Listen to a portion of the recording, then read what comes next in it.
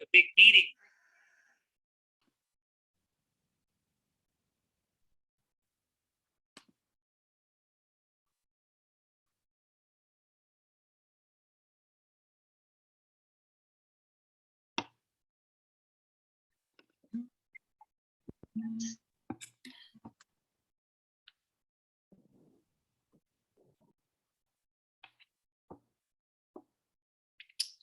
Bonsoir, bonsoir. Bonsoir. Bonsoir, j'espère que vous allez bien. J'espère que vous allez bien. Oui, très bien, merci, vous. Amen. Nous aussi. Ça passe trop vite. Super. Hein. On va dire. Yes.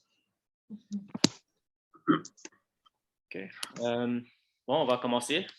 Aujourd'hui, on a quand même beaucoup de contenu à couvrir. Alors, je vais vraiment faire de mon mieux de finir à temps.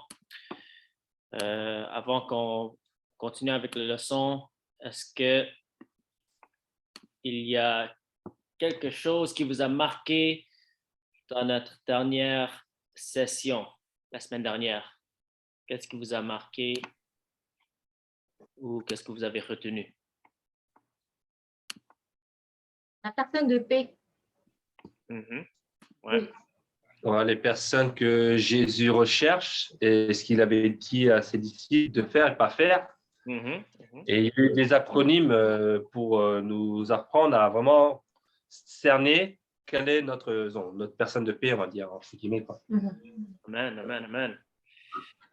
Est-ce que quelqu'un d'autre veut partager qu'est-ce qu'ils ont retenu la semaine dernière?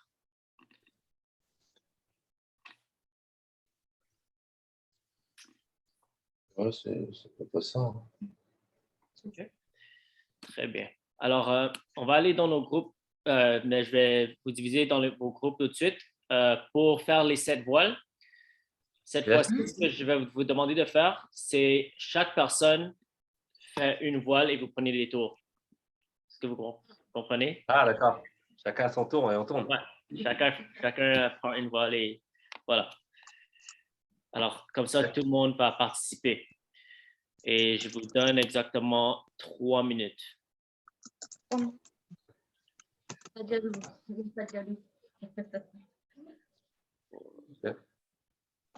s'en retard, là.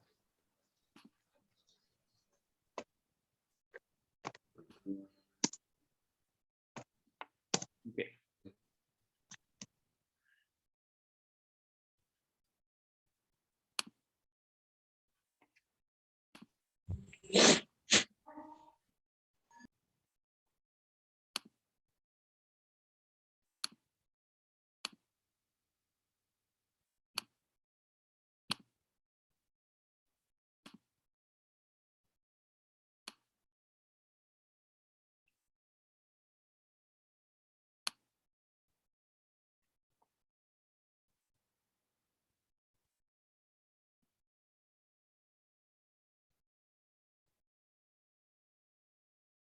Allô, Yael?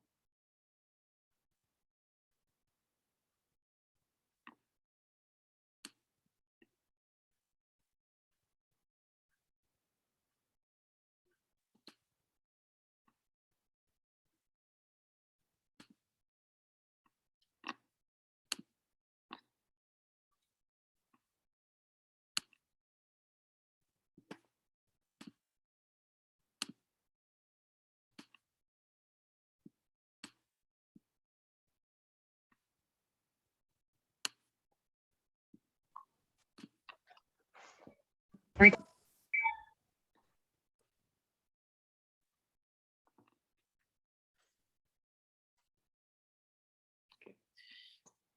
alors, ce qu'on va faire maintenant, je vais vous mettre dans vos groupes tout de suite et je vais vous dire les instructions. Première chose que vous allez faire, c'est les questions de redevabilité. Vous allez demander, quelqu'un peut-il se souvenir et partager dans ses propres mots le passage que nous avons appliqué la semaine dernière? Avez-vous fait ce que vous avez dit que vous allez faire? Et avez-vous partagé avec qui vous avez dit que vous allez partager? Et finalement, avez-vous identifié quelqu'un qui pourrait être une personne potentielle de paix? Alors, cette partie-là, vous devez le faire quand même assez vite parce que je vais seulement vous donner 15 minutes dans les groupes. OK? Alors, vous répondez oui ou non. Même si vous n'avez pas trouvé une personne de paix, vous avez cherché, mais vous n'avez pas trouvé, c'est parfait. C'est juste que cette partie-là doit être faite très vite parce qu'après ça, il y aura une activité que je vais vous expliquer. Ce que vous allez faire d'abord pour l'activité, même maintenant, si vous avez un papier et crayon, vous allez faire 3 colonnes. Alors, juste pour vous donner un exemple, 3 colonnes comme ça. Oui, comme ça, il y a 1, 2, 3. À la gauche, vous allez écrire le verset. Je vais vous donner plusieurs versets. Au milieu, vous allez écrire la personne. Vous allez identifier la personne de paix.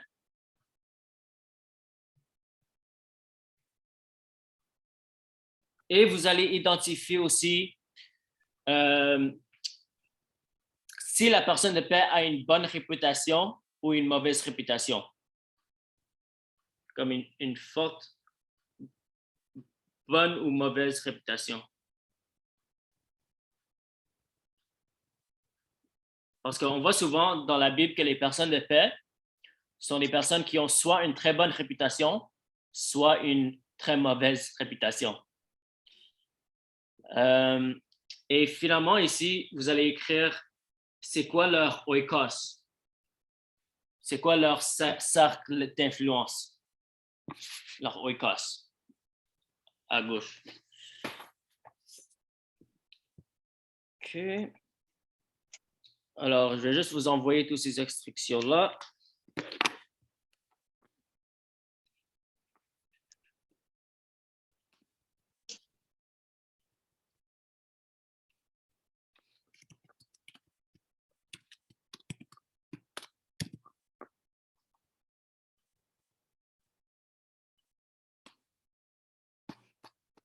Okay.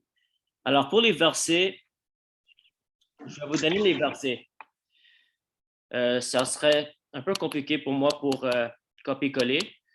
Alors, je vais vous donner ça verbalement. Alors, c'est important que vous écrivez. OK? Alors, je vous donne les versets. Premier verset, c'est Matthieu 9, versets 9 à 13. Deuxième, c'est Matthieu 9, versets 27 à 31. Troisième, c'est Marc 5, versets 1 à 20. Attendez, je pense que je vais pouvoir copier-coller finalement. Je vais juste voir si ça fonctionne.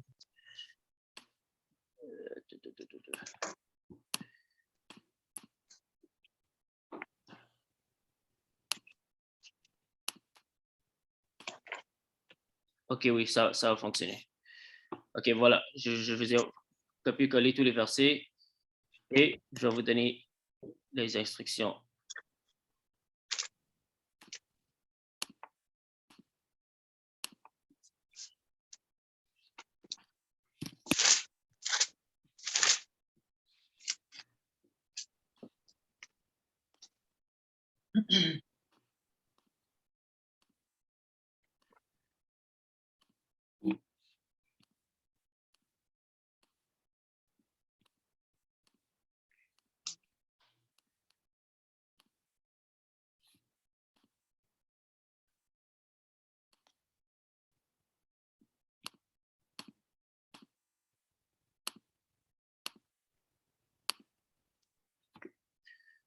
OK. Est-ce que tout le monde a compris l'activité? Est-ce que vous avez des questions? OK. Parfait. Alors, je vais vous diviser dans le groupe et vous avez seulement 15 minutes. Alors, ça doit se faire assez vite. Alors, essayez pas trop de discuter sur le verset, mais essayez juste d'avoir les réponses sur... même vous n'avez pas besoin de lire le verset ensemble, vous pouvez juste regarder et trouver la personne de paix. Si la personne a une forte, bonne réputation ou mauvaise réputation, et à droite, leur oikos, leur cercle d'influence, vous allez écrire simplement ce que la Bible dit par rapport à leur cercle d'influence.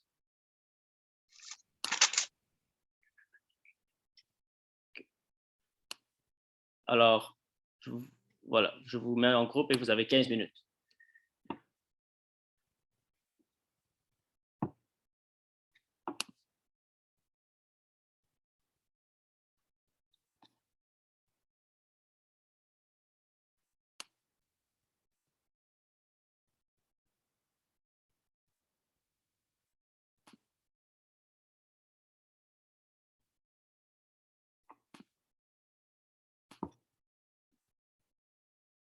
Allô, Stéphane?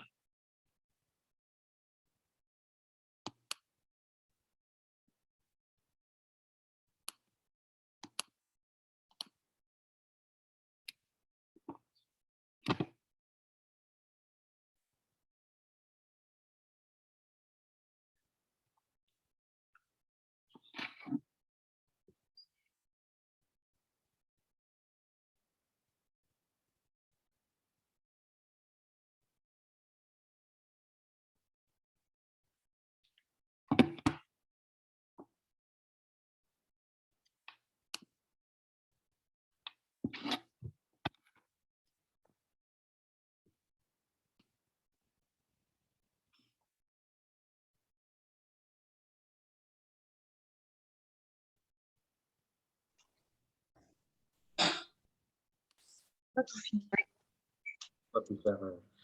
Yes. OK, j'espère que vous avez eu assez de temps. Je sais que ce n'était pas beaucoup, juste 15 minutes.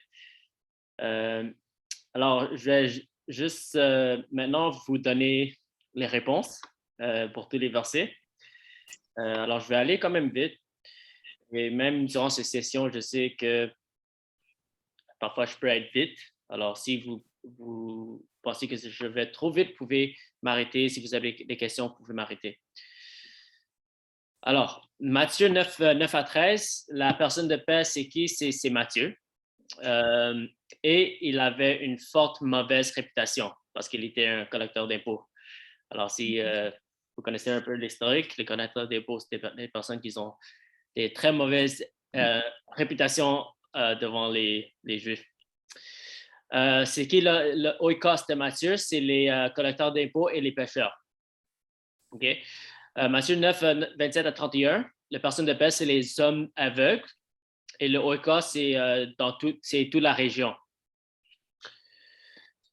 Marc 5, 1 à 20, la personne de paix, c'est la personne de Gérasène. Il est possédé d'un démon, la personne qui est possédée d'un démon. Il a une forte mauvaise réputation. Et son oikos, c'est les 10 villes où il allait partager son témoignage. Luc 7, 11 à 17, la personne de paix, c'est le fils de la veuve qui a été ressuscité d'entre les morts. Et la personne de paix, c'est la foule de nains et à Judée. C'est la foule qui est venue. Il y a certaines personnes qui peuvent dire dans ce verset que la personne de paix, c'est la veuve. Je pense que les deux sont acceptables.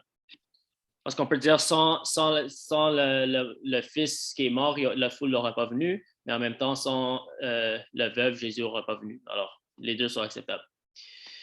Luc 19, 1 à 10, Zaché, le collecteur d'impôts, c'est la personne de paix, il a une forte mauvaise réputation et son oikos, c'est sa maison, son foyer. Jean 4, 1 à 30 et 39 à 42, c'est la femme samaritaine, la personne de paix.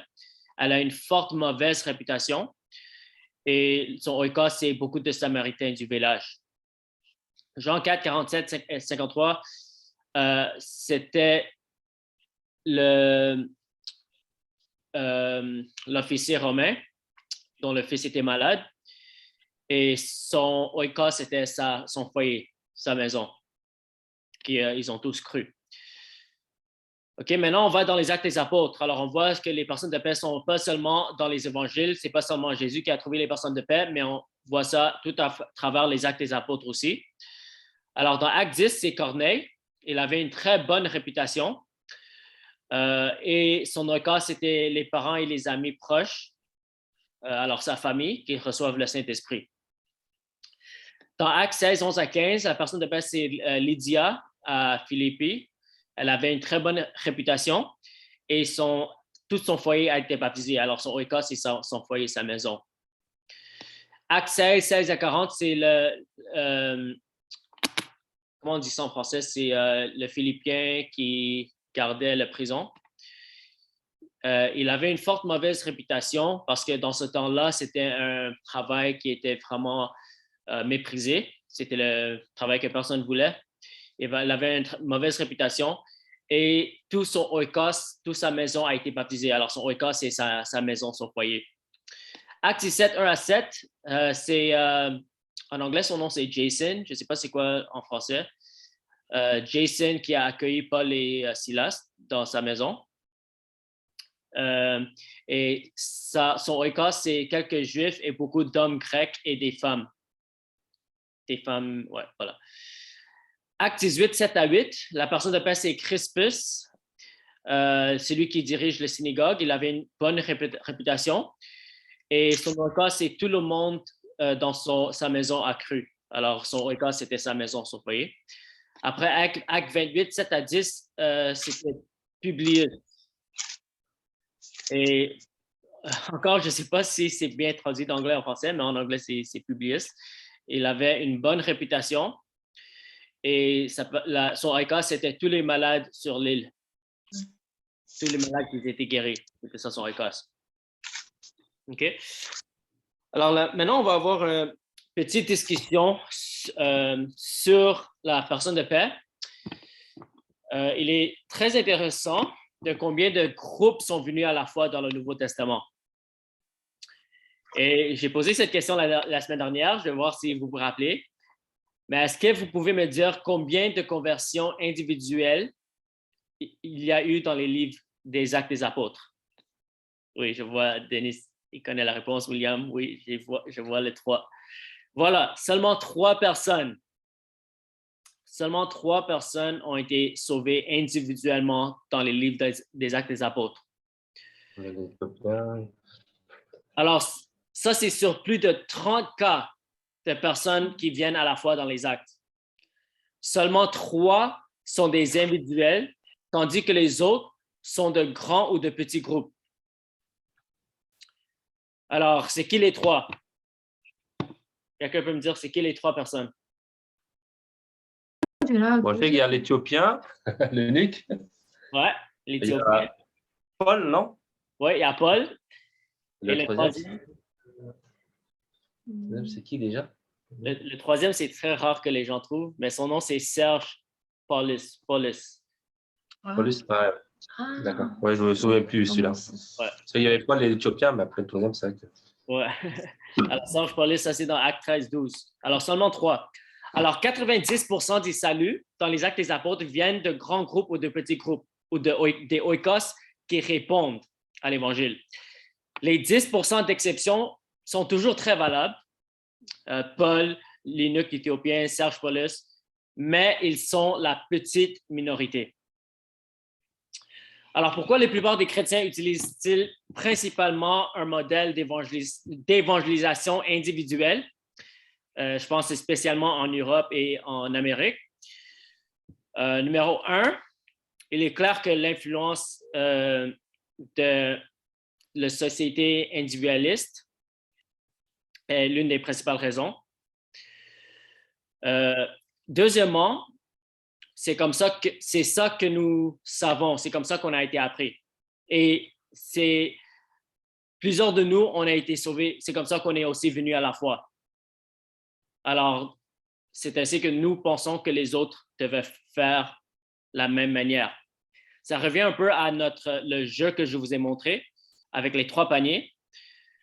C'est pas qu'il n'y avait pas de valeur, c'est pas que c'est pas bien, c'est bien que les gens sont sauvés comme ça, mais qu'est-ce qui va donner le plus de valeur? Qu'est-ce qui va gagner plus d'âme? Qu'est-ce qui va nous amener à la multiplication? Qu'est-ce qui va nous amener à atteindre toute une ville, toute une nation? C'est les saluts en groupe, pas les saluts individuels.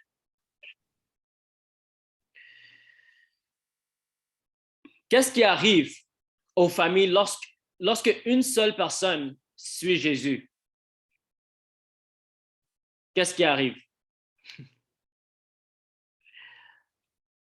Souvent, qu'est-ce qui arrive quand une personne vient à Jésus dans la famille?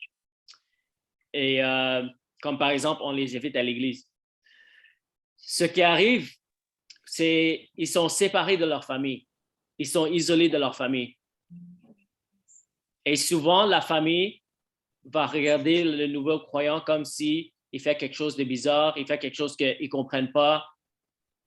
Et ça peut aussi amener la persécution qui n'est pas forcément nécessaire. C'est comme s'il devient un étranger dans sa propre communauté. Mais qu'est-ce qui va arriver si toute la famille décide de suivre le Christ ensemble dans un court laps de temps?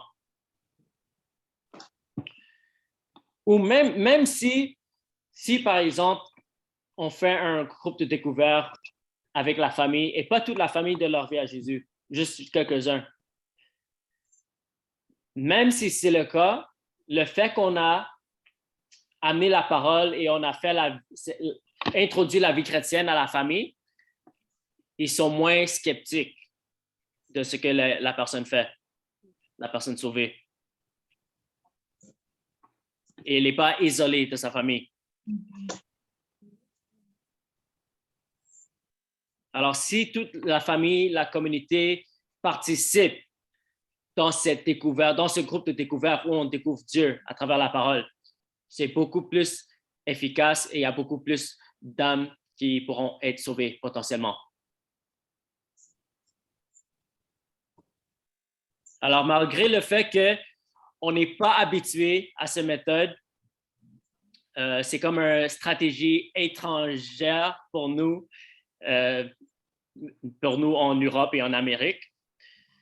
C'est beaucoup plus bénéfique pour que chaque personne du groupe soit ensemble, qu'on garde le oikos de la personne de paix ensemble. Et une façon de les amener simultanément, une personne de paix et son oikos, sur le chemin envers le salut, c'est de leur faire découvrir ce que la Bible dit ensemble. C'est pour ça qu'il est essentiel que le processus soit simple et facile à reproduire. Alors ça, c'est d'où viennent les 7 questions standards que nous essayons de respecter, les 7 questions dans les groupes de découverte. Alors, on ne dit pas que ces 7 questions sont sacrées ou comme c'est une loi. Parfois, on peut même adapter les questions un peu par rapport au contexte ou la culture ou la situation. On peut même changer l'ordre. Alors, ce n'est pas comme si c'est sacré, c'est comme écriture, loi. Non, on peut adapter, mais nous voulons simplement assurer que les principes clés sont toujours pris en compte. Et le principe de base, c'est quoi? C'est de découvrir la vérité de Dieu à travers la parole. Rappelez-vous, dans Jean 6, 45, c'est écrit « Ils seront tous enseignés par Dieu. Et tous ceux qui écoutent le Père et apprennent de lui viennent à Jésus. »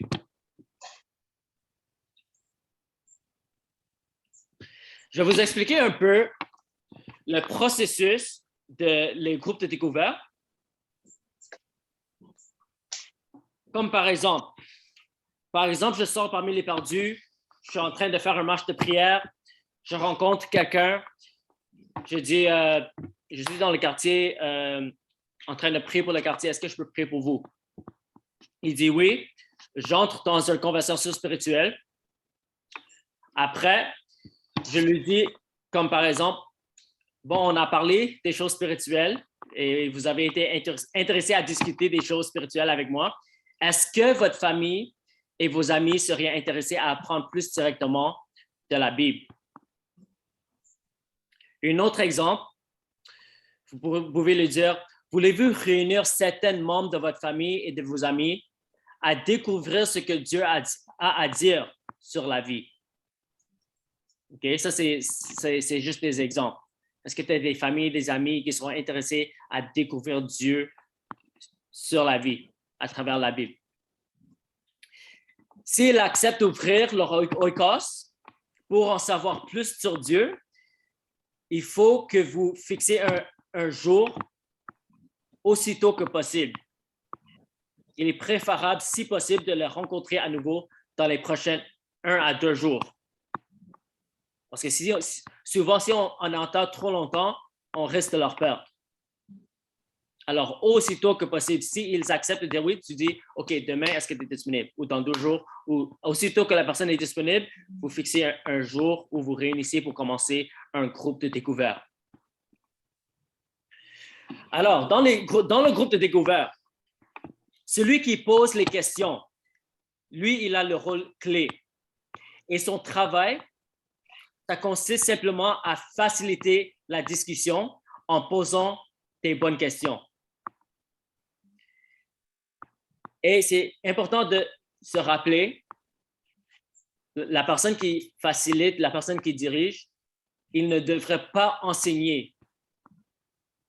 Il ne doit pas enseigner.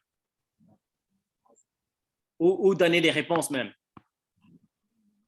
La Bible est l'enseignant. On doit assurer que c'est la Bible, l'enseignant, et pas nous. Si possible, celui qui commence le groupe de découverte, comme si tu commences un groupe de découverte, il faut entraîner la personne de paix à diriger le groupe. Ou même si la personne qui t'invite dans le groupe, souvent, ce n'est pas nécessairement la personne de paix, mais il va te diriger vers la personne de paix. Il va t'introduire à quelqu'un dans son oikos qui est vraiment la personne de paix.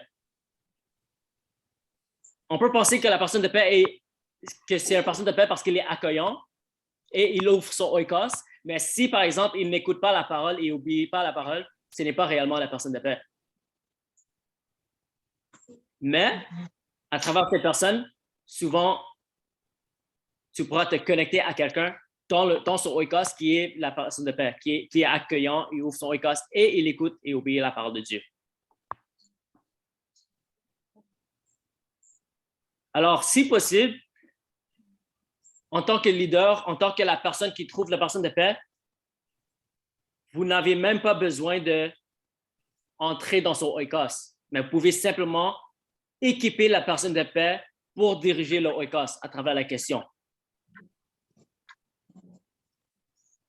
Si toi, en tant que catalyseur ou formateur de disciples qui trouve une personne de paix, si tu n'es pas encore en mesure d'identifier c'est qui les personnes de paix, parce qu'on ne peut pas identifier une personne de paix au début, parce qu'on ne sait pas si ils vont obéir la parole. Souvent, on peut savoir s'il est accueillant au début. Après, on doit déterminer s'ils vont ouvrir leur oikos. Mais après, on doit déterminer si on peut, s'ils écoutent et obéissent la parole de Dieu. Souvent, on fait l'erreur de dire, juste parce que quelqu'un est réceptif, on dit que j'ai trouvé ma personne de paix. Mais en réalité, tu ne sais pas encore si c'est réellement une personne de paix. Parce que tu ne sais pas encore, numéro 1, s'il va ouvrir son oikos, et numéro 2, s'il va obéir la parole de Dieu. Alors, c'est mieux de dire, j'ai trouvé une personne de paix potentielle. Parce que ça prend du temps. Alors, si au début, tu ne sais pas encore si c'est une personne de paix ou les personnes dans son oikos, je ne sais pas encore s'il y a une personne de paix. Là, vous pouvez diriger le groupe au début en tant que leader. Et vous allez simplement faire le processus à travers les questions. Simplement poser les questions sans enseigner. Et le maximum de temps que vous devrez rester dans ce groupe, c'est 3 semaines. Et dans ces 3 semaines, il faut trouver et identifier quelqu'un, une personne de paix qui va diriger la réunion. C'est essentiel que tu ne restes pas pour plus de 3 semaines. Même si au début, même si vous pouvez discerner que la personne pourra la diriger sans que tu sois là, mais c'est même une bonne chose. Mais si, par exemple, vous n'avez pas encore identifié la personne de paix, vous pouvez au début diriger le groupe. Et ça, c'est essentiel de ne pas rester. Pourquoi? C'est parce que si vous dirigez le groupe de découverte pendant plus que une à 3 semaines, il est très peu probable que d'autres dirigent sans votre aide ou créer un autre nouveau groupe. Parce qu'il va se dépendre sur toi. Et on ne veut pas être le médiateur. C'est pour ça que c'est la parole qui doit être l'enseignant et pas nous. On doit être aussi invisible que possible. Et on laisse Dieu faire le travail.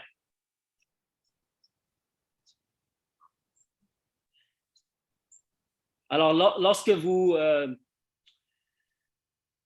posez des questions, c'est important que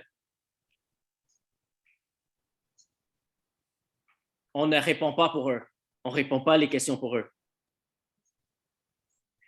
Il peut y avoir les situations où les gens disent les choses comme bizarres, des choses comme qui ne sont pas la bonne doctrine, par exemple. Là, c'est essentiel qu'on pose cette question. Demandez-lui d'où vient cette idée du texte qu'on est en train de lire. Et si on ne voit pas de progression, on peut les diriger dans un autre passage de la Bible. Et on permet à l'Écriture d'être l'autorité, pas nous. Le maximum possible, on évite à répondre aux questions. Et on laisse la Bible être l'enseignant. Il n'y a pas de meilleur instructeur que l'Écriture elle-même.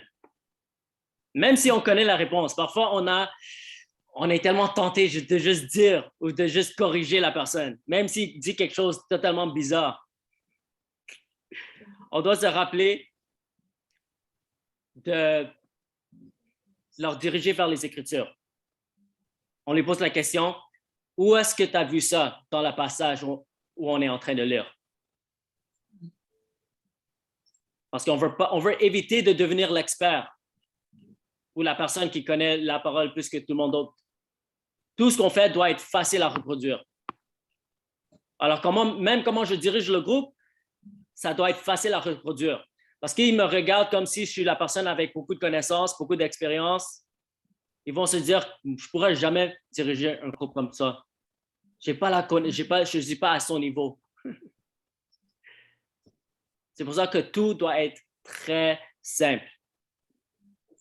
On ne répond pas aux questions, on n'enseigne pas, on laisse la parole de Dieu être l'enseignant dans le groupe. Et on laisse le Saint-Esprit faire le travail.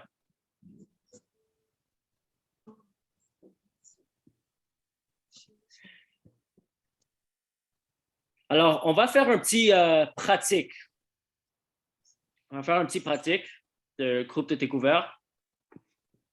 Je vais demander à...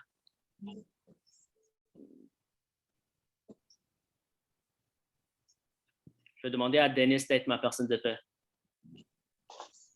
À qui? Denis. Denis. Denis, ouais. Yes. OK, alors, voilà, tout le monde... Bon, tout le monde va être dans le groupe, comme on est 6. OK. Alors, voilà le scénario. J'ai rencontré Denis et lui, il n'est pas encore croyant. Et j'ai dit à Denis, est-ce que tu as des personnes avec qui seront intéressées à apprendre plus sur Dieu à travers la Bible? Denis dit oui. J'ai dit OK. Alors, je viens. Maintenant, je suis chez Denis. Et vous êtes la famille de Denis, OK? Alors, William, Danny, Charlie, Yael, vous êtes là, et même Koui. Vous êtes dans la famille de Denis. On est chez Denis. Et je viens, je m'introduis, je suis étranger. Alors, moi, je connais juste Denis. Et j'explique à tout le monde, bonjour, je m'appelle Andrew et je suis là avec Denis, qui vous connaissez tous bien. Et aujourd'hui, je voulais simplement vous apprendre comment apprendre plus sur Dieu à travers la Bible. Et c'est Denis qui va diriger cette réunion aujourd'hui. OK?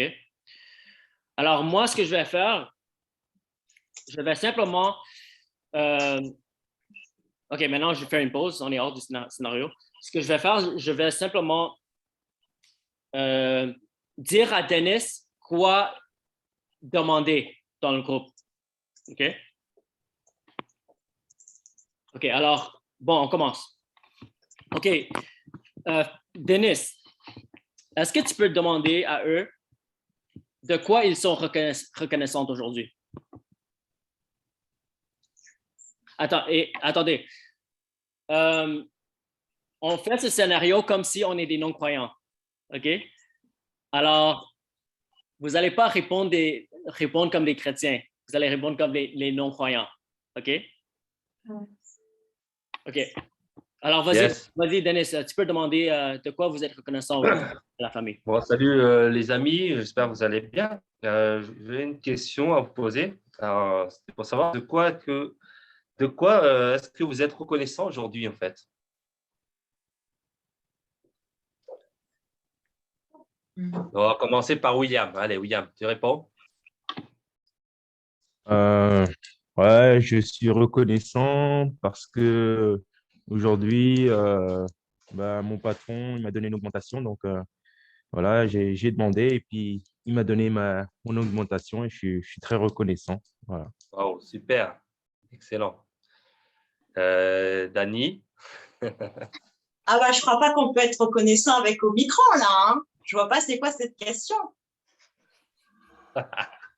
Bah, tu peux être reconnaissant parce qu'il fait beau, je sais pas. Il fait pas beau, il fait froid, il fait gris.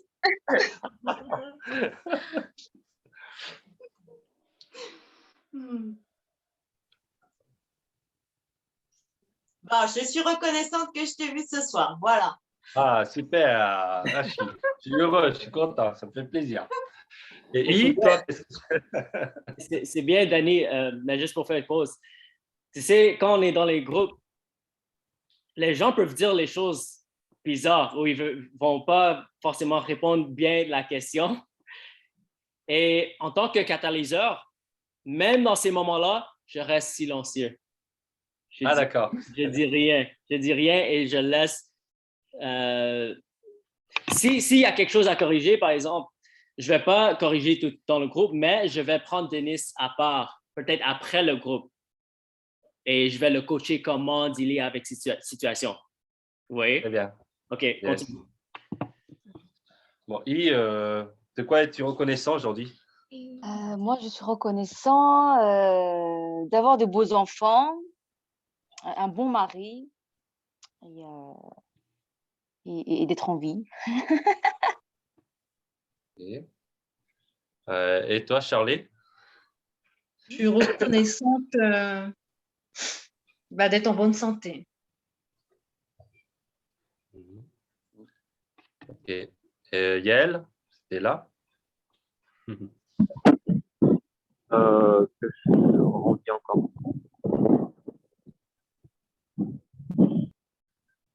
On t'entend pas? Je dis que reconnaissant d'être encore en vie. Très bien. Très bien. Maintenant, Denis, est-ce que Goï, est-ce que tu veux participer? Oui. Bon. Moi, je suis reconnaissante parce que j'ai 4 enfants aujourd'hui et on est dans la santé et je suis toujours avec mon mari. Voilà. Très bien. OK, parfait. Maintenant, Denis, est-ce que tu peux demander à ta famille qu'est-ce qui vous a stressé cette semaine?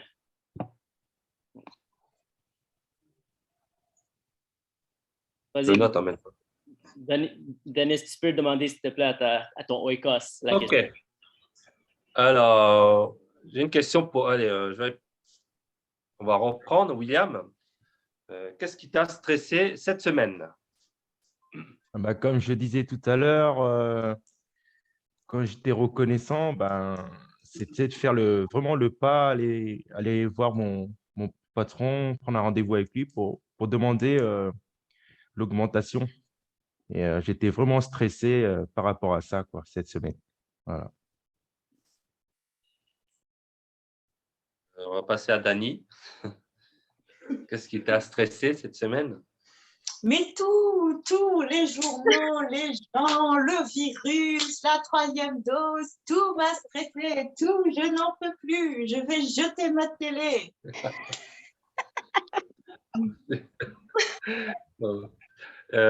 Et toi, I? Moi, c'était pas.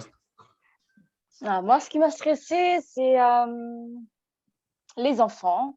Ce qui m'a stressée aussi beaucoup ces derniers temps, c'est aussi le fait de reprendre le travail, de comment pouvoir gérer mes enfants. Et voilà, en fait. Très bien. Charlie, à toi. Ce qui m'a stressée, c'est le travail, notamment en période d'exercice comptable, de ne pas tenir des délais, en fait. Pas tenir les délais et puis de renforcer une équipe qui souvent sont en carence, donc on demande plus. Donc j'arrive à un moment où pas loin du burn-out. Yael, qu'est-ce qui t'a stressé cette semaine? Une mauvaise nouvelle en plus qui risque d'être qui n'arrive pas à surmonter là. C'est la dernière.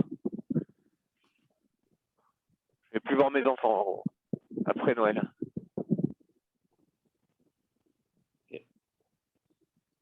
OK, c'est bon. Maintenant, frère Denis, est-ce que tu peux demander à ton groupe, y a-t-il quelque chose que ce groupe pourra faire à répondre à certains besoins qui viennent d'être mentionnés? Est-ce que tu peux poser la question au groupe, s'il te plaît? Y a-t-il quelque chose que ce groupe peut faire pour aider les personnes qui sont dans le besoin? C'est ça la question. Par rapport à ce qui a été dit par rapport au stress? Ouais, d'accord.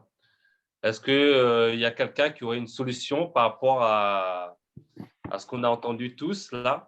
On sait que, par exemple, la sœur Dani, elle a été stressée parce que le virus, les vaccins, tout ça. On est dans une période où on nous demande beaucoup de choses. Yael, bon, c'est par rapport à sa famille, ses enfants. Voilà. Si quelqu'un a quelque chose qui peut aider, je vous laisse la parole. Moi, j'ai peut-être une solution pour I, c'est-à-dire qu'elle mette ses enfants à la cantine, comme ça elle pourrait souffler la journée, et que quand elle va reprendre le travail, qu'elle reprenne le travail, mais en mi-temps. Comme ça, elle peut gérer les horaires d'école en même temps que son travail. Ça peut se faire. Voilà.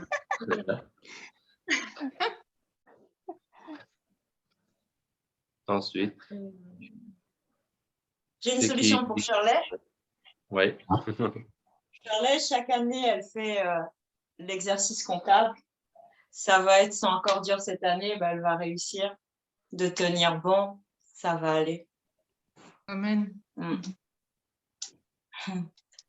On a dit que tu n'étais pas croyant, hein? Tu n'as pas dit Amen. C'est une réponse de non-croyante.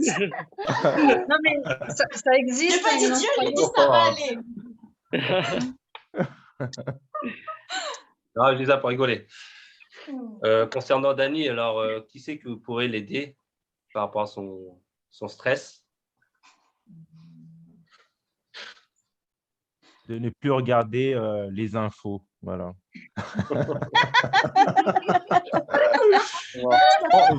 Vends ta télé, vends ta télé. Ça va te faire du bien. Voilà, j'ai trouvé la solution. Merci. Je vais mettre pause encore. Alors, souvent, quand on vient aux questions, qu'est-ce qu'on peut faire pour aider les autres? Parfois, les gens peuvent dire, mais souvent même, ça peut être silencieux. Les gens ne savent pas quoi dire. Et on peut, en tant que catalyseur ou formateur de disciples, je peux être tenté d'essayer d'amener les suggestions, mais c'est important que je ne dis absolument rien. Même si j'ai des bonnes idées, je ne dis rien. Parce qu'encore, on ne veut pas que la dépendance soit sur moi et on veut enseigner les gens à s'aider un les autres. Et on fait au moins confiance au Saint-Esprit pour leur enseigner comment s'aider un les autres. Alors moi, en tant que catalyseur, je dis absolument rien. Même si c'est un truc bizarre, tu vois. Mais encore, s'il y a des trucs bizarres ou ouais, c'est ça, je peux parler avec Denis à part, après le groupe ou un autre moment. Mais dans le groupe, encore, je reste absolument silencieux et je ne donne pas de propositions. Aussi, parfois, on a la tentation de vouloir aider, même financièrement. Même moi, j'ai eu cette tentation auparavant. On veut faire partie de la solution. On veut donner les propositions, on veut mettre l'effort, mais en tant que catalyseur, c'est important qu'on reste silencieux. On veut être aussi invisible que possible dans ce groupe-là. OK? Pour ne pas créer la dépendance. Maintenant, OK, vite fait, on va continuer. Non, si, par exemple, ça, c'est le deuxième groupe qu'on a fait, on va revoir l'histoire précédente et demander à quelqu'un de redire ce qu'on a lu la semaine dernière. Mais on va faire semblant que c'est notre premier groupe. Là, on va introduire le nouveau passage pour aujourd'hui. Et alors, moi, je vais donner le passage. J'aurais donné le passage à Denis avant la réunion. Je l'aurais préparé avant la réunion. Alors, le passage qu'on va lire, ça va être Genèse 3, 1 à 13. Alors, juste à cause du temps, on ne va pas faire que quelqu'un le lit au complet, mais vous pouvez le regarder vous-même en ce moment et vous pouvez répondre aux questions comme les non-croyants. Alors, frère Denis, est-ce que tu peux poser la question? Qu'est-ce que ce passage nous enseigne sur Dieu? Alors, dans la Bible, on va prendre dans le Genèse, au chapitre 3, du verset 1 à 13. La question, c'est qu'est-ce que ce passage nous enseigne sur Dieu?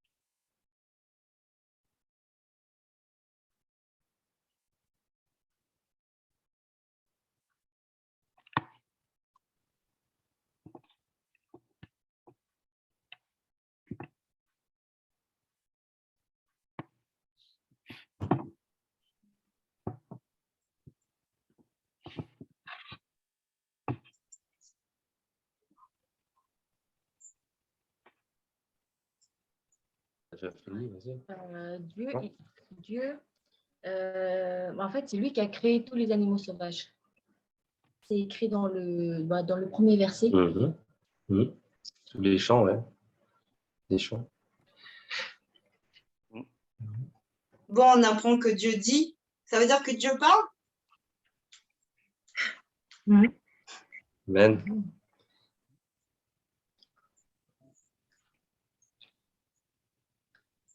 Dieu a donné des interdictions aussi. Yes.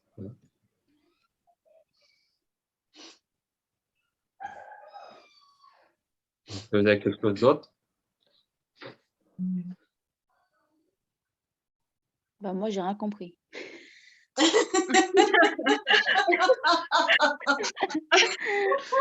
Ouais, alors ça, c'est très bon parce que ça peut arriver aussi. Si les gens ne comprennent pas le texte, là, on va le relire. On va relire jusqu'à temps que la personne comprend. On ne va pas expliquer, on ne va pas enseigner, on va simplement relire le texte jusqu'à temps que la personne comprenne et que la personne est capable de paraphraser. Et j'ai oublié que chacun était censé de paraphraser le texte. Alors, c'est souvent durant ce temps-là, on voit si les gens comprennent ou non. Et si la personne a la misère à la paraphraser, là, on va le relire, mais on va assurer que tout le monde est capable de le paraphraser. Denis, est-ce que tu peux demander à ta famille qu'est-ce que ce passage nous enseigne sur les personnes? Alors, par rapport au passage qu'on vient de lire, qu'est-ce que ce passage nous enseigne sur les personnes?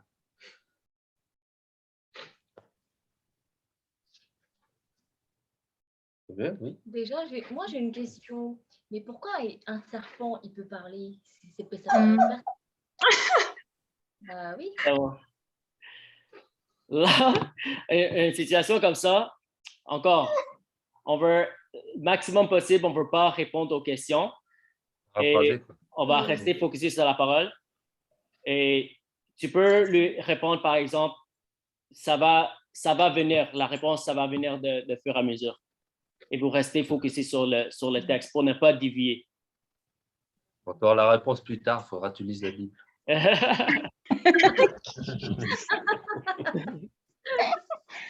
Et si par exemple, Denis, il ne connaît pas la réponse, parce que souvent, rappelez-vous, c'est une personne de paix que peut-être il n'est pas encore né de nouveau. S'il ne connaît pas la réponse, moi, en tant que catalyseur, je vais dire à Denis avant le groupe que s'ils ont des questions que tu ne peux pas répondre, tu vas dire je sais pas, mais je vais te revenir avec la réponse. Et c'est ça lui donne la chance de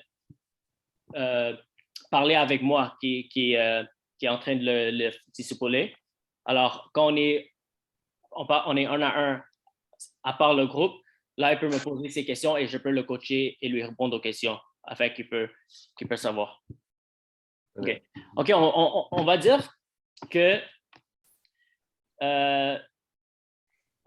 frère William, il a dit qu'est-ce que ça nous enseigne sur la personne?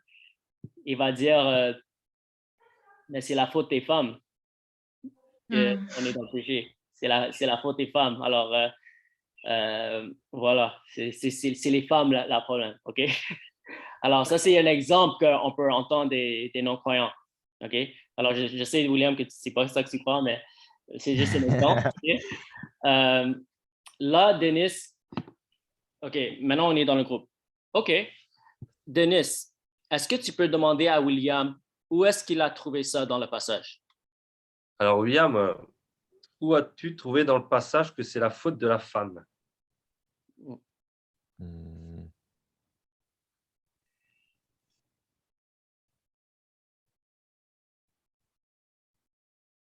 Alors, c'est dans le verset 12. Adam répondit, c'est la femme que tu as placée auprès de moi qui m'a donné du fruit de cet arbre et j'en ai mangé. Alors, c'est elle qui a tendu le fruit à l'homme. C'est de sa faute. Ouais. dans une situation comme ça, ce qu'on peut faire, on peut le diriger dans une autre partie du passage qui peut nous faire comprendre que, en fait, c'est les deux qui ont tort. Parce que c'est ça la réponse, mais on veut essayer d'éviter le plus possible de répondre aux questions comme ça et de le rediriger dans le passage.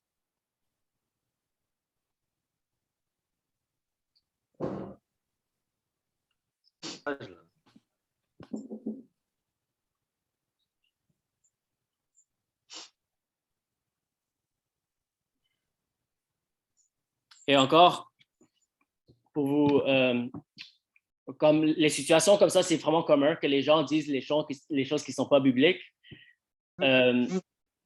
On doit prendre l'habitude de le rediriger vers le passage. Alors, la question qu'on doit poser souvent, c'est où est-ce que tu as trouvé ça dans le texte? Où est-ce que tu as vu ça dans le texte? Et ça, c'est quelque chose que moi, en tant que catalyseur ou en tant que formateur de disciples, je vais dire à Denis de toujours poser cette question. Où est-ce que tu as trouvé ça dans le texte? Même si la personne a dit quelque chose de biblique, tu poses la question, où est-ce que tu as vu ça dans le texte?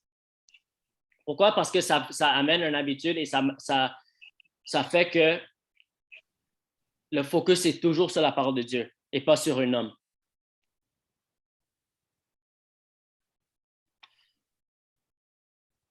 Aussi, c'est comme, si tu dis ça seulement une fois, genre, les gens peuvent prendre ça comme une attaque. Comme si je dis à William, où est-ce que tu as vu ça dans l'Écriture? Lui, il va discerner tout de suite, ça veut dire qu'il n'est pas d'accord avec moi. Tu vois? Parce que les gens discernent ces genres de choses.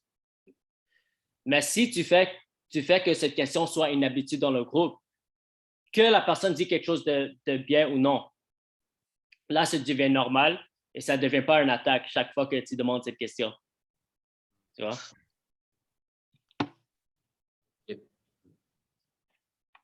Alors, là, on est dans le groupe encore. Alors, Denis, est-ce que tu peux demander à ta famille que devriez-vous faire cette semaine en réponse à ce passage? Alors, la question pour la semaine, là, c'est que devriez-vous faire en réponse à ce passage la semaine qui vient?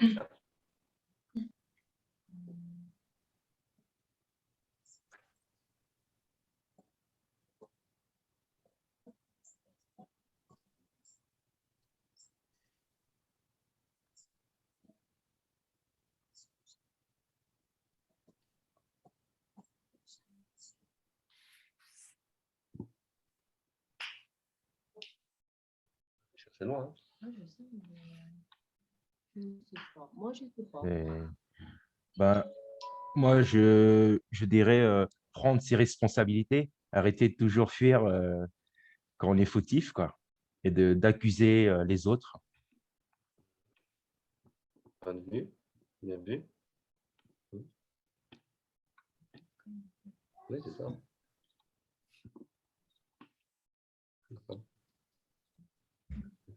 C'est ça, peut-être.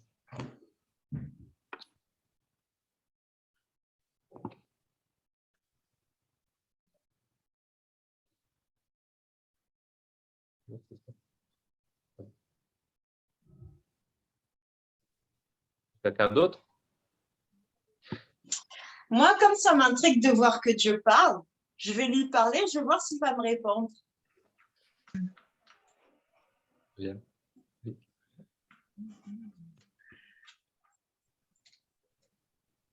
Oui. Bien. Quelqu'un d'autre? Moi, je sais pas trop le rapport. Il faudra que tu me réexpliques parce que.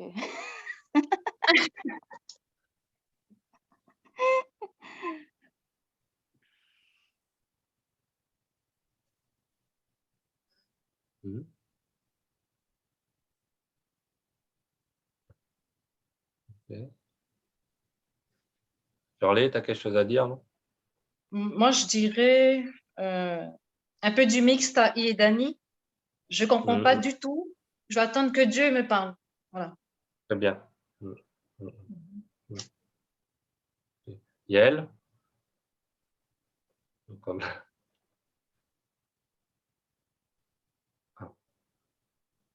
Bon. Attends, j'étais en train de...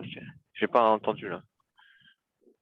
Ouais, c'est par rapport au passage, qu'est-ce que tu devrais faire concernant ce passage dans la semaine qui vient, en fait, par rapport à ce passage qu'on vient de lire?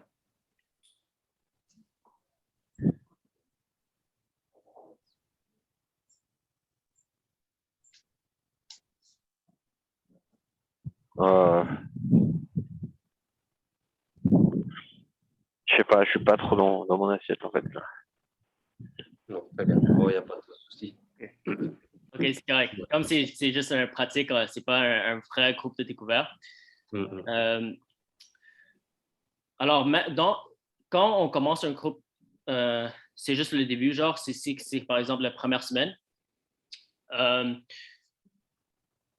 On va pas être trop strict parce que normalement, comme vous savez, j'aime utiliser l'acronyme SMART, spécifique, mesurable, action, réelle et temps. Mais avec les non-croyants au début, on va quand même donner la grâce et on les laisse faire n'importe quoi. Alors moi, en tant que catalyseur, même s'il dit quelque chose de très général, quelque chose de très simple, je vais me taire et je vais les laisser faire ce qu'ils sont de faire. Je vais pas leur... même au début, on n'a pas besoin de faire comme les je vais. Mais voilà, vraiment laisser Dieu les enseigner comment obéir la parole de Dieu au début. Okay. Voilà, la dernière question, avec qui devriez-vous partager cette semaine? Alors, là, on va finir l'exemple d'un groupe découvert, comme il nous reste juste 10 minutes. Mais voilà, Denis va poser la dernière question, avec qui devriez-vous partager cette semaine? Et tout le monde va donner un nom. Et à la fin de le groupe découvert, en tant que catalyseur, je ne vais pas clôturer la réunion. Ce n'est pas à moi de clôturer la réunion. Normalement, ça va être Denis qui va clôturer la réunion. Mais souvent, les gens vont même rester à continuer à discuter. Même s'ils discutent 40 minutes, 2 heures, je ne arrête pas la réunion moi-même. En tant que catalyseur, je laisse comme ça. Et c'est juste plus organiquement que ça va être arrêté. Et on laisse l'espace pour Denis et sa famille et pour le Saint-Esprit pour faire le travail dans la discussion. OK? Alors, même si ça dure vraiment longtemps, on laisse. Et après, comme naturellement, les gens vont clôturer eux-mêmes. OK? Bien.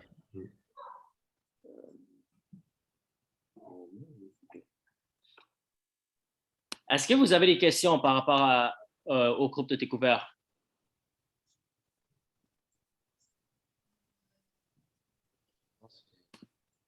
L'exercice qu'on a fait. Non, mais je pense qu'il nous faut de l'entraînement. La pratique, quoi. Ouais, la pratique, l'entraînement. Ouais. La pratique, ouais. Est-ce qu'il y a quelque chose en particulier que vous avez appris de ce processus? Il faut avoir une grande maîtrise de soi. Hein. Ouais. Ça demande un très grand calme. Hein. C'est vrai. C'est vrai. C'est surtout pour les personnes qui aiment bien parler. Ah bon, alors là, s'il faut tout le temps se taire et laisser les autres parler, c'est dur. Hein. Ouais, c'est dur. C'est dur.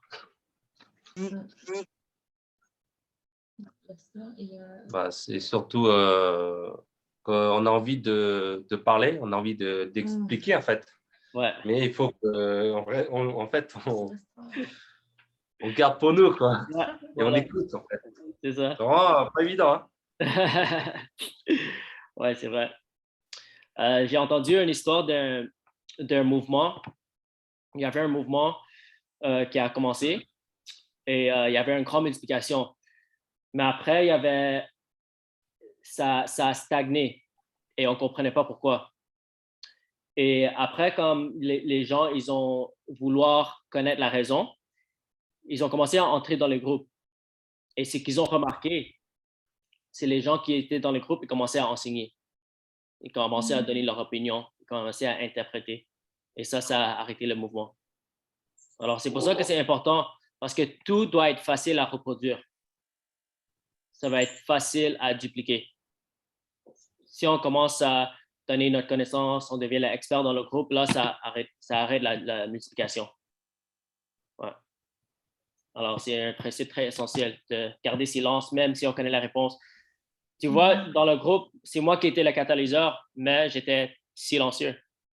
Même quand les gens disent les bêtises, ou ils disent n'importe quoi, les trucs bizarres, je reste silencieux dans le groupe. Mais quand je suis 1 à 1 avec Denis, là, je vais le coacher. Là, je vais lui dire comment gérer telle situation ou une autre situation. 1 à 1, je le coach. Mais quand je suis dans le groupe, je suis invisible. Je dois être le plus invisible possible dans le groupe. Les gens doivent se poser la question pourquoi il est même dans ce groupe. C'est quoi son but? Tu vois? Et après, je peux quitter et ça peut continuer sans moi. Et juste pour vous rappeler que les 7 questions sont essentielles. Pourquoi? Parce que ça donne l'ADN de l'Église. La première question, de quoi vous êtes reconnaissant? Ça enseigne les gens à remercier Dieu, à donner des actions de grâce ou la louange même. Qu'est-ce qui vous a stressé? Ça encourage la prière. Ça encourage la redevabilité, la prière aussi. Comment on peut aider eux les autres? Ça encourage aimer eux les autres. Comment on peut mettre la parole en pratique et être là pour eux les autres en tant qu'Église. 4e question, qu'est-ce que ce passage nous enseigne sur Dieu? Ça enseigne les gens à connaître Dieu et à tomber amoureux de Dieu. Qu'est-ce que ce passage nous enseigne sur les personnes? Ça nous enseigne notre besoin pour Dieu en tant que pécheur. Qu'est-ce qu'on doit faire en réponse à ce passage? Ça met l'ADN d'un disciple obéissant. On doit mettre la parole de Dieu en pratique. Et qu'est-ce que vous devriez partager cette semaine? Ça met l'ADN de l'évangélisation aux formations des disciples. Tu vois? Alors, chaque question a un but essentiel pour amener un groupe de découverte à une église. Parce que le but, c'est d'implanter des églises. C'est ça le but. Notre but, c'est pas de commencer des groupes de découverte. C'est pas ça notre but final. Notre but, c'est d'implanter des églises. Ça, c'est le but. Voilà, il nous reste seulement 5 minutes. Très vite, je vais vous montrer comment on appelle ça? Un diagramme. C'est comme un cycle. Ça s'appelle un cycle de MMD. Je te demande un instant. Attendez.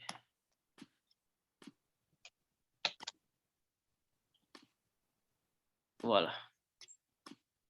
Et merci à la sœur Dani qui a traduit le cycle pour moi et pour vous. Elle a fait un très bon travail parce que c'était vraiment compliqué pour traduire ça. Moi, je ne savais pas comment j'allais le faire. Est-ce que vous voyez bien? Okay. Alors, si vous pouvez suivre ma souris, je vais vous expliquer vite fait. Je ne vais pas tout lire parce qu'on n'a pas assez de temps. Mais ça commence ici. Voilà, vous voyez 2 disciples. Alors, ils ont un style de vie, de schéma, action d'amour et de déclaration de la parole. Et ils prient et ils mobilisent la prière. La prière extraordinaire est un style de vie, le schéma. Là, ils vont dans leur ministère d'accès. OK? Alors, les ministères d'accès, il y a beaucoup de stratégies qu'on peut utiliser pour servir les gens. On répond aux besoins, on guérit les malades, on sert, on commence une entreprise, même à travers l'éducation. Toute stratégie qui sert, qui démontre l'amour de Dieu est bon pour trouver des personnes de paix. Là, on va trouver une personne de paix ici et on va coacher la personne de paix à vivre une style de vie schéma et et commencer un groupe. OK? Alors ici, on coach la personne de paix 1 à 1 et on l'aide à diriger son groupe de découverte. Voilà son groupe de découverte. Dans le premier groupe de découverte, il y a une deuxième génération qui sort, ou même deux deuxièmes générations qui sortent. Alors, 2 personnes de la groupe de découverte ont commencé leur propre groupe. Alors, voici une deuxième génération. Après, le groupe de découverte de première génération, éventuellement, tous ces gens-là donnent leur vie à Christ. Alors, ils s'engagent vers Christ et ils se font baptiser. Après qu'ils sont baptisés, c'est là qu'ils deviennent une église. Une nouvelle église de maison formée qui commence à obéir tous les commandements de Jésus. Et c'est une église qui se reproduit. Alors, l'église maison se multiplie à d'autres églises et le cycle continue.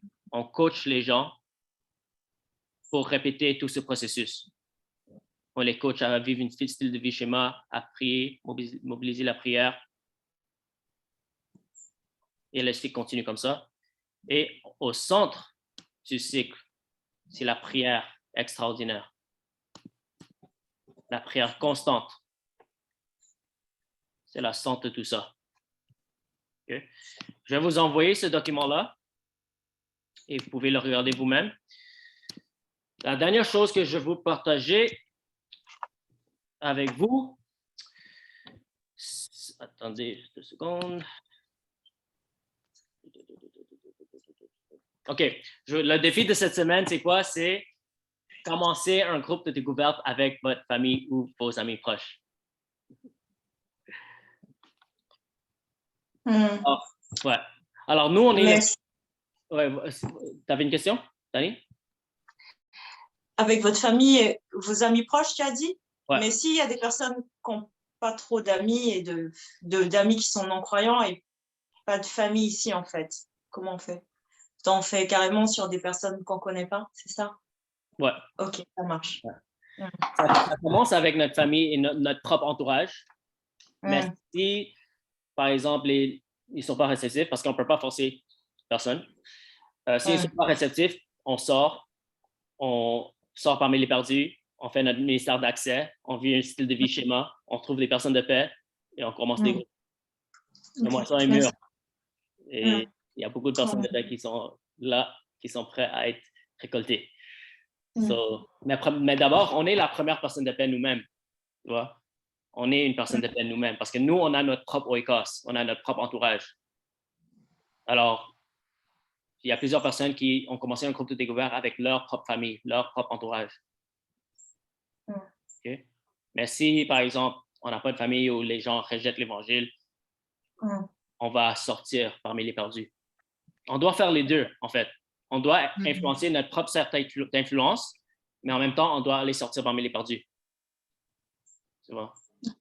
Parce que souvent, il y a des personnes qui vont rester dans leur propre cercle, mais après, ils vont oublier la moisson. Ils vont oublier la moisson et ils vont oublier que Jésus nous a dit de former les disciples dans toutes les nations. Ouais.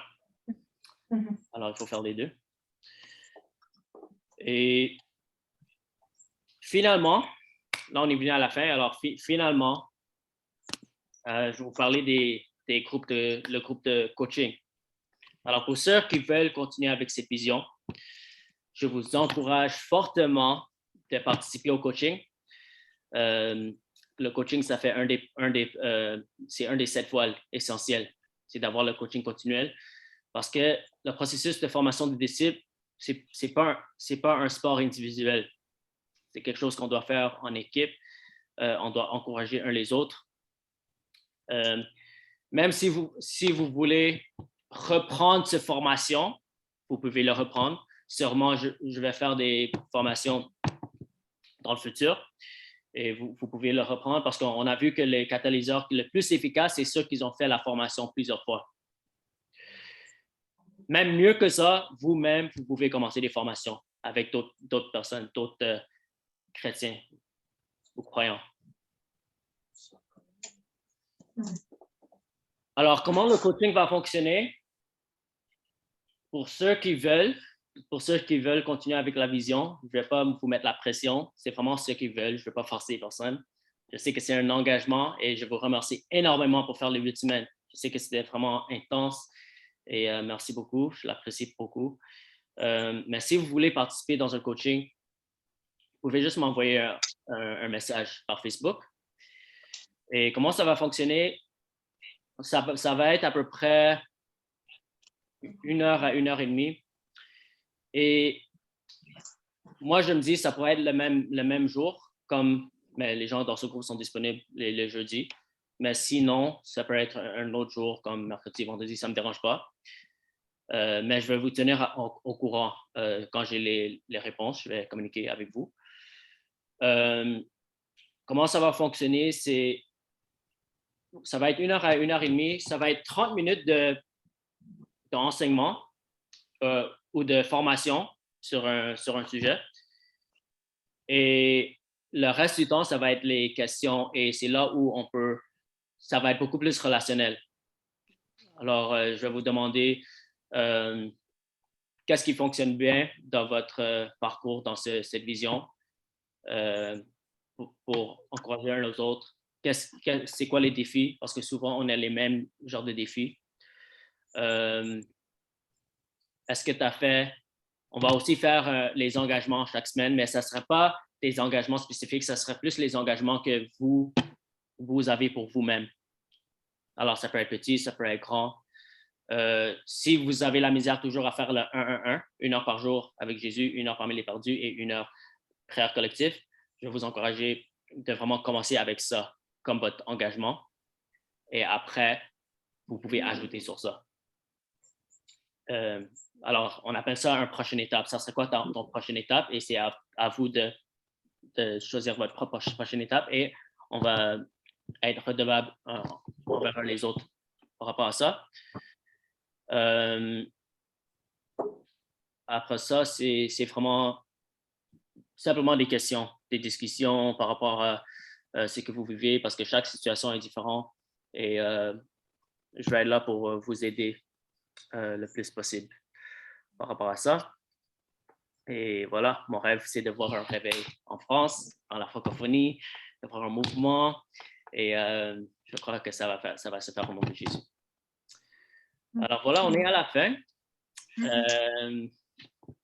Déjà 8 semaines ensemble, c'était tellement une grande bénédiction pour moi. Vraiment, merci beaucoup. C'était un grand privilège pour moi. Et si vous avez besoin de n'importe quoi, je suis toujours disponible. Écrivez-moi et ça me ferait plaisir de répondre à vos questions ou je vais être là pour vous. Alors, voilà. Alors, je vais prier pour clôturer. Merci Seigneur pour cette formation. Merci Seigneur pour tous les gens que tu as amenés dans cette formation. Je prie Seigneur qu'on peut être les faiseurs de la parole, pas juste les auditeurs, mais les faiseurs. Qu'on peut obéir ta parole Seigneur. Utilise-nous Seigneur pour amener le réveil Seigneur. Donne-nous la compassion pour les hommes, pour le peuple non atteint, pour les nations Seigneur. Et utilise-nous d'amener un grand réveil, de propager l'Évangile dans toutes les nations, Seigneur, dans toute la francophonie, Seigneur. Et merci, Seigneur, que tu élèves des généraux pour voir ce réveil, Seigneur. Alors, je prie, Seigneur, que tu bénis chaque personne dans ces réunions, chaque personne qui ont fait cette formation, que tu les fortifies, tu renouvelles un zèle, une passion, Seigneur, pour gagner les âmes, pour former les disciples, pour implanter les églises, pour avancer ton rayon, Seigneur. Et aide-nous à continuer avec ces visions et aide-nous à voir les fruits aussi vite que possible, Seigneur, au nom puissant de Jésus. Amen. Amen, amen, amen. Amen. Amen. Gloire à Dieu. Alors, voilà, désolé, je suis allé 6 minutes de plus. Alors, ceux qui doivent partir, que Dieu vous bénisse. J'espère vous voir très bientôt. Et pour les autres qui veulent rester, pour poser des questions, je vais rester.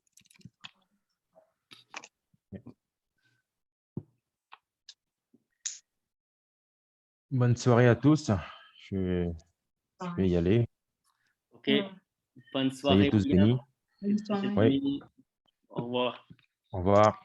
À bientôt. Au revoir. À bientôt. Ok. Moi, juste à dire, un truc à dire, c'est j'ai envie de faire ce groupe de réveil, mais c'est vrai qu'avec c'est la quatrième vague, c'est ça? La cinquième?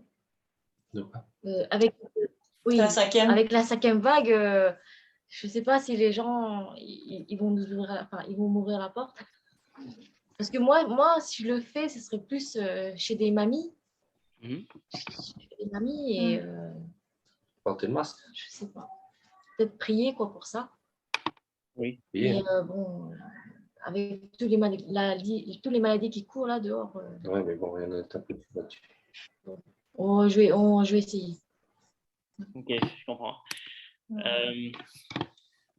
Moi, je trouve que le COVID, ça peut même aider pour voir les mouvements.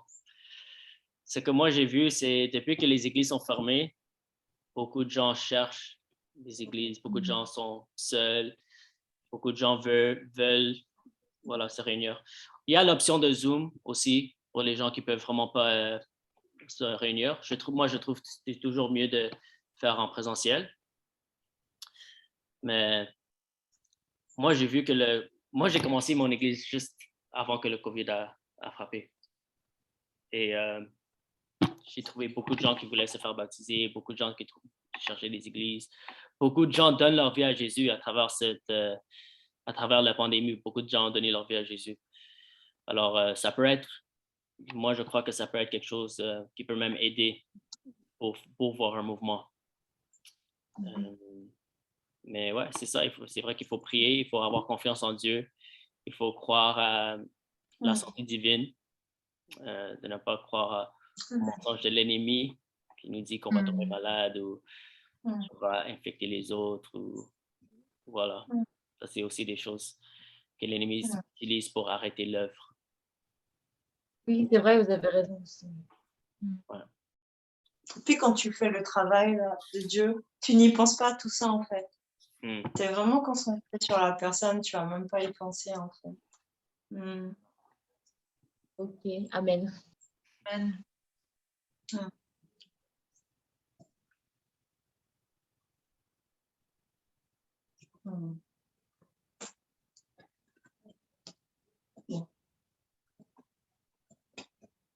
Est-ce qu'il peut arriver, par exemple, si on part sur le coaching continuel et tout, et après, au bout de 5 mois, on décide d'arrêter. Je veux dire, faut pas que ça soit un impact sur le coaching, en fait. Après, il faut voir combien de personnes il y a aussi. Ouais. Ça, quoi. Ouais, il faut voir combien de personnes. Mais voilà, c'est pas. Comment dire? C'est pas obligatoire, numéro un. C'est vraiment libre, c'est vraiment ceux qui veulent. Si vous partez après 5 mois, ça ne veut pas dire que vous avez quitté la vision ou quitté Dieu ou quitté le mouvement. Je sais bien qu'il y a même d'autres personnes qui font du coaching. Et ouais.